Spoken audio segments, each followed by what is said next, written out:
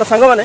अशोक झर तल तो देखी आप केमी पूरा आसिक टॉप पहुँची गले देखूँ किसी लोक अशोक झर बहुत बदनामी हो कारण ये जिनस करतुनि कारण आमर प्रकृति समस्त है प्रकृति बंचिले आम बंचिया आमती कले कौन लाभ अशोक झर देखो टॉप आम पूरा पहुँची गलुणु किसी लोक बसिक देखो ये किसी कर जगह को एमती कले जो भी बाहर पर्यटक आसे से कौन भावे ये देखो बटन पड़ी डीएसएल पड़ी भंगा काच बोतल पड़ी एटा को कौन कहवा जी भी करते न कले भल कि देखो दयाक जगह ये जिन करते कारण बहुत जगार लोक आसुँच कौन भावे आम सुकिंदावासी मन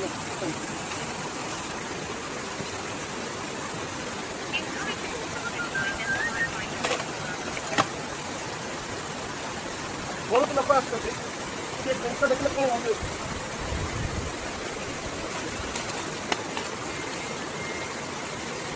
भंगा काच बोतल किसी नहीं जाऊँ दयाक जिन करते बहुत पवित्र जगह बहुत बढ़िया जगह ये कले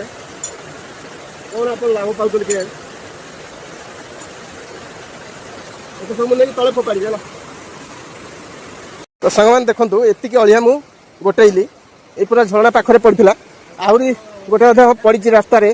तो मो संभवपर सब गोटेया तो आपण मैंने जी भी ये कर